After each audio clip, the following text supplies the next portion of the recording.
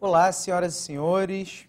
Prazer estar aqui novamente para mais um Conexão Jurídica Entrevista, programa da parceria entre FGV Direito Rio e FGV Online, com o propósito de discutir temas contemporâneos do direito e trazer no ambiente virtual de interação essas discussões. Hoje, a nossa discussão é sobre unidades de polícia pacificadora, as UPPs, famosas por serem uma das grandes estratégias de segurança pública na cidade do Rio de Janeiro e hoje em dia já é um modelo discutido em outros lugares. Bom, hoje temos a participação do professor Pedro Abramovay, professor da Escola de Direito da Fundação Getúlio Vargas, e do professor André Mendes, também professor da Escola de Direito da Fundação Getúlio Vargas. Muito obrigado pela presença de vocês, é um prazer recepcioná-los aqui. Bom, já vamos iniciar então com a nossa primeira pergunta, nossa primeira discussão. Na verdade, o que eu quero discutir com vocês é qual é o grande propósito das UPPs, né? Na verdade, como é que elas foram pensadas? Elas são genuinamente brasileiras ou elas foram inspiradas em algum outro modelo? E, na verdade, qual é a grande finalidade das UPPs aqui? Felipe, inicialmente, o propósito da UPP serviria o propósito de um modelo de segurança pública. Pelo menos essa tem sido a tese sustentada pelo governo estadual. Uma forma de reconquistar um território secularmente, por assim dizer, que secularmente ficou na mão de criminosos, por assim dizer, pelo tráfico de drogas, e também, ao lado do propósito de reconquistar esse território perdido, servir também a finalidade de levar políticas sociais para as comunidades dominadas pelo tráfico e, mais contemporaneamente, pelas milícias também.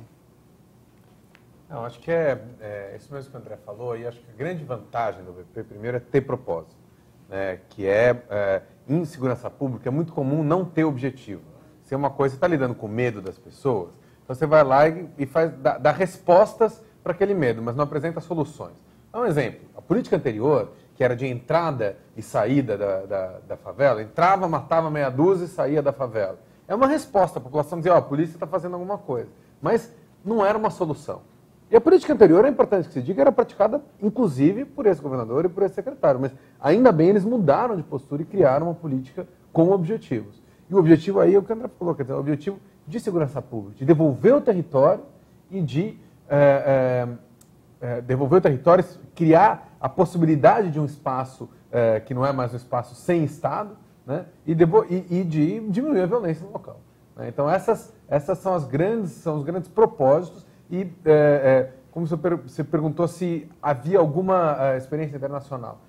A UPP não está fazendo nada de novo, na verdade, ou poucas coisas de novo, mas é muito parecido com o que foi feito em Boston, né? Inclusive, parte da polícia do Rio acompanhou muito o que aconteceu em Boston e também inspirado um pouco o que aconteceu em algumas cidades da Colômbia. Né? Tem uma semelhança grande. Bom, então temos propósitos definidos, né? Do ponto de vista de vocês, esses propósitos têm sido atingidos, têm sido alcançados? Quais são os grandes desafios para esse propósito, todos esses propósitos serem alcançados? Em alguma medida, se a gente partir do pressuposto de que o propósito imediato é a reconquista do território, em alguma medida a gente pode afirmar que esse objetivo foi alcançado.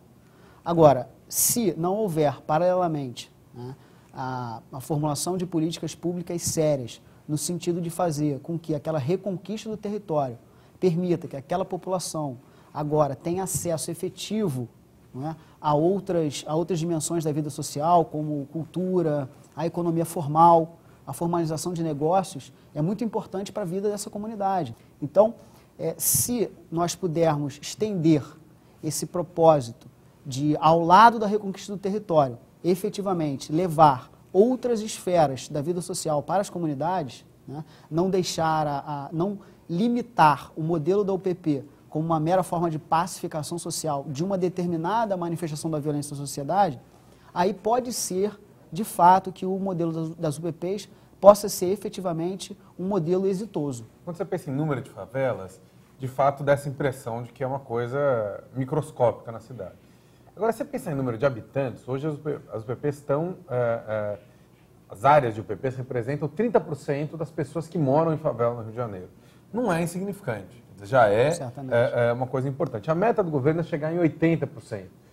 Se chegar, acho que de fato, um êxito bastante grande. Agora, o André tem toda a razão. Se a parte da UPP social não tiver a mesma importância, visibilidade, cobrança da sociedade que tem a parte policial da UPP, isso não vai durar.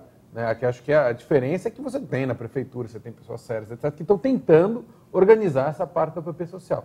Mas isso o caminho ainda é muito longo, né? E acho que qualquer política pública passa por percalços, né?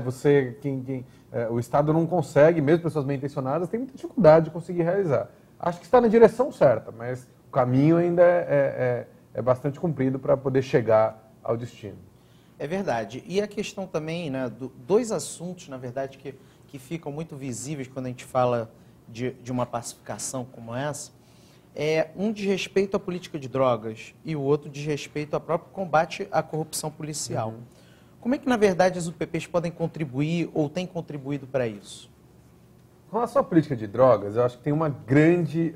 a UPP ela tem uma grande vantagem com relação a qualquer outra coisa que foi feita no mundo em relação à política de drogas.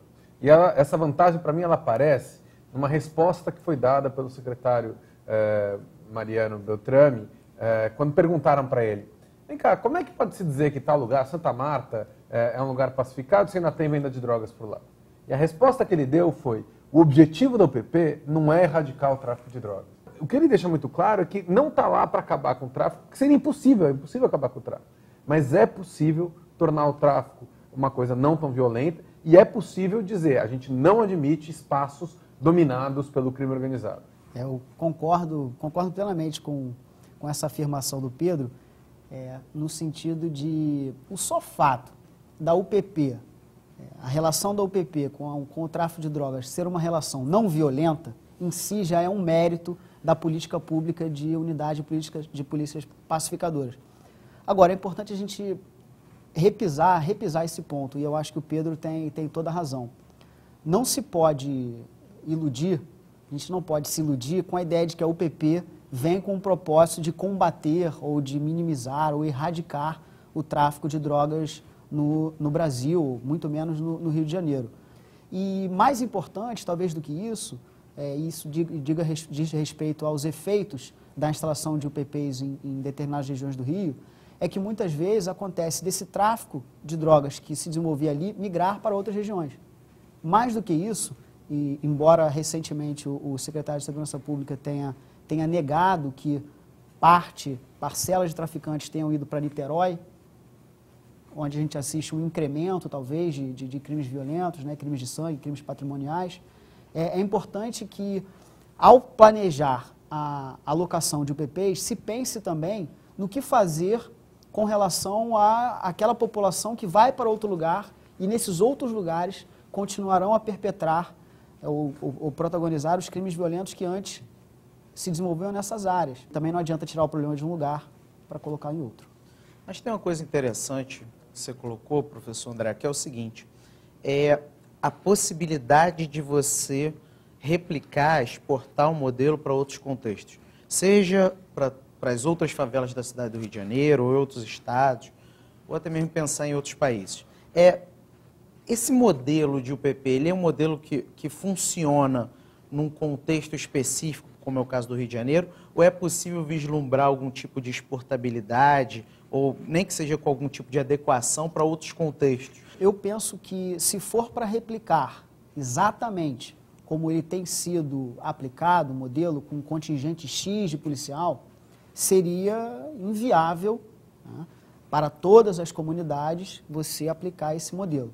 Naturalmente que o Estado estuda, de acordo com determinados critérios, qual a comunidade que vai ser amparada por aquele modelo. Nem todas as comunidades necessitam de instalação de UPP, até porque nem todos os territórios estão tomados exatamente dessa forma pelo tráfico.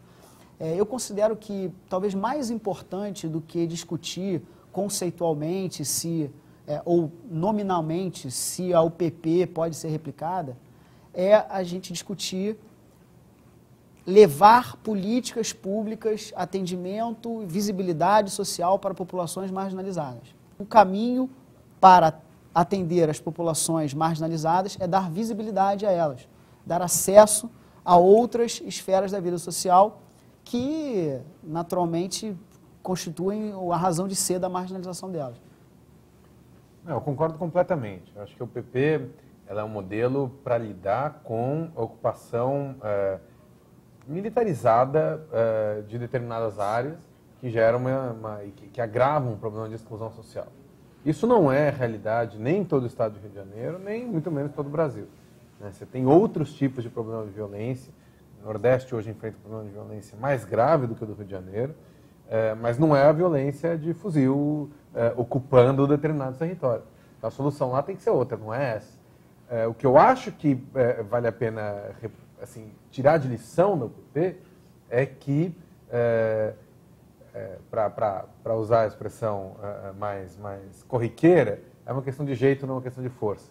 Ou seja, políticas inteligentes, bem pensadas, planejadas, funcionam muito mais do que invadir o morro com helicóptero, tanque, etc. Né? Você precisa planejar e, como disse o André, quer dizer, perceber que muitas vezes o crime organizado se aproveita da exclusão social.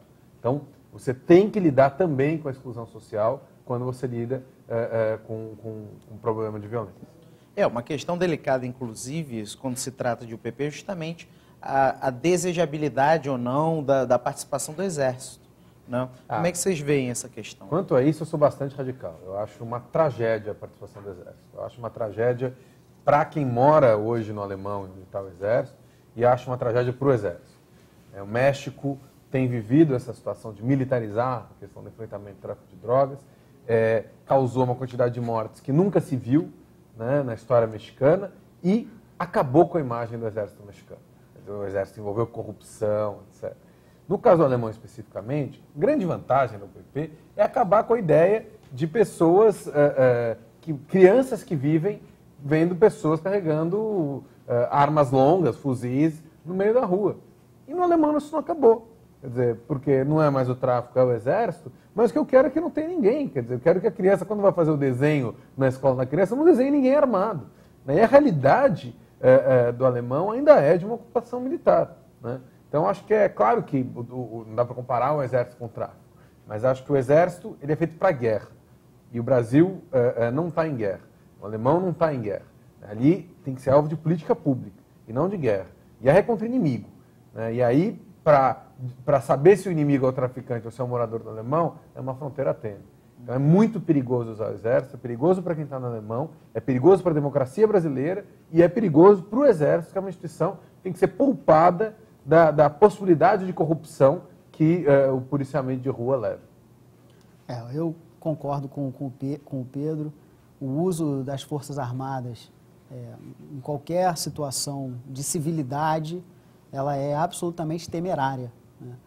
No caso da ocupação das UPPs, a gente até entende que, em certa medida, há um sentido simbólico do emprego das Forças Armadas, já que ninguém pode esperar democraticamente que um tanque de guerra vai ser usado efetivamente na ocupação para atirar em alguém. Né? Então, o uso simbólico, ao lado talvez de um uso concreto ali de romper alguma barreira. Eu concordo com a ideia de um apoio logístico, que é muito diferente da ocupação permanente que acontece. Claro. Os danos do emprego das Forças Armadas como suporte para a implementação do PP são muito maiores, os danos são muito maiores do que os bônus que essa presença das Forças Armadas pode ter, né, em qualquer situação de resolução de conflitos que são sociais, não são de guerra. Bom, nós estamos caminhando para o final do nosso bate-papo, mas a gente ainda tem um tempinho para vocês fazerem as considerações de vocês sobre esse tema, que é um tema controverso e, ao mesmo tempo, está na ordem do dia aí, o tema das UPPs. Eu entendo que qualquer esforço estatal, no sentido de minimizar os custos sociais e políticos da violência, deve ser festejado. Mas a gente também não pode se iludir com políticas públicas que, inclusive, no caso das UPPs, limitam um pouco o sentido de segurança pública. Né? A segurança pública não se limita à criminalidade violenta que caracterizou durante muitos anos, ou talvez caracterize um pouco os morros cariocas. Né? Limitar a discussão da segurança pública a esse tipo de criminalidade é um equívoco e é ruim também para a sociedade, torna o debate mais caolho. Então, eu entendo que o modelo das UPPs tem lá os seus méritos, né, mas não pode o esforço para se pensar e executar uma segurança pública num país como o Brasil, num estado como o Rio de Janeiro, não se deve limitar ao modelo de UPPs. Acho que, no geral, as UPPs estão na direção certa. Né? Elas estão na direção de ir contra o uso da força como a grande medida, né, da violência estatal, etc. Mas isso é uma direção certa. Você ainda tem denúncias, seja denúncia de corrupção policial, denúncia de abusos na relação da polícia presente ali, que é uma relação tensa com a comunidade. E aí, o que eu acho importante é que a comunidade e a sociedade geral esteja muito atenta, que não haja uma torpeza geral na sociedade que acha que está tudo resolvido, porque as coisas estão muito longe de estar resolvido. Mas acho que deve-se sim também celebrar que se admitiu que a política de invadir as favelas e sair matando as pessoas estava errada, que a política de imaginar que era possível erradicar o tráfico de drogas estava errada, e que a política séria, inteligente, que quer diminuir a violência e resgatar a cidadania desse espaço é a direção correta. Acho que as UPPs estão na direção correta, mas a gente não pode, concordo com o André, se enganar e imaginar que o problema está resolvido. Bom, muito obrigado a participação de vocês. Foi um prazer contar aqui com a colaboração nesse tema importantíssimo que é o das UPPs. E vocês aí que estão acompanhando o nosso programa, vocês podem, inclusive, enviar críticas, sugestões de temas, dúvidas para o nosso e-mail. Nosso e-mail conexãojuridica@fgv.br. E para a gente foi um prazer ter aqui na conversa com 2 especialistas no tema de UPP. Então, vamos encerrando o programa e até a próxima.